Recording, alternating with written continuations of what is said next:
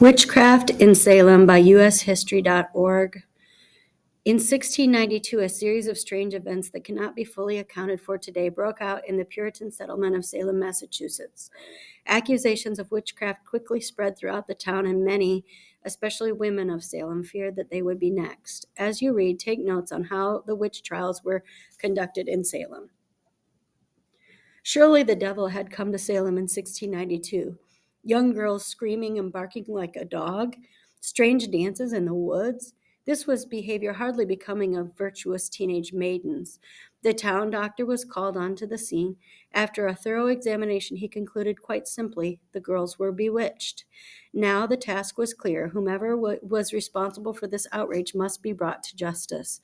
The ordeal originated in the home of Salem's Reverend Samuel Parris. Parris had a slave from the Caribbean named Tituba. Several of the town's teenage girls began to gather in the kitchen with Tituba early in 1692. As winter turned to spring, the townspeople were aghast at the behaviors exhibited by Tituba's young followers. They were believed to have danced an evil magic dance in the nearby woods. Several of the girls would fall to the floor and scream hysterically. Soon this behavior began to spread across Salem. Ministers from nearby communities came to Salem to lend their sage advice. The talk turned to identifying the parties responsible for this mess. Puritans believed that to become bewitched, a witch must draw an individual under a spell. The girls could not have possibly brought this condition onto themselves. Soon they were questioned and forced to name their tormentors. 3 townspeople, including Tituba, were named as witches. The famous Salem witch trials began as the girls began to name more and more community members. Evidence admitted in such trials were of 5 types. First, the accused might be asked to pass a test, like reciting the Lord's Prayer. This seemed simple enough, but the young girls who attended the trial were known to scream and writhe on the floor in the middle of the test. It is easy to understand why some could not pass. Second, physical evidence was considered. Any birthmarks, warts, moles, or other blemishes were seen as possible portals through which Satan could enter a body.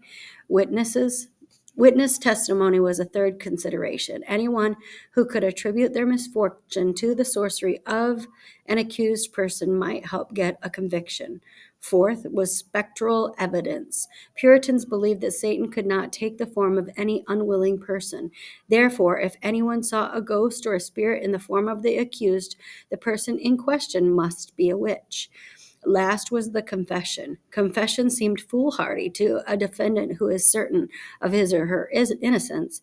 In many cases, it was the only way out. A confessor would tearfully throw himself or herself on the mercy of the town and court and promise repentance. None of the confessors were executed.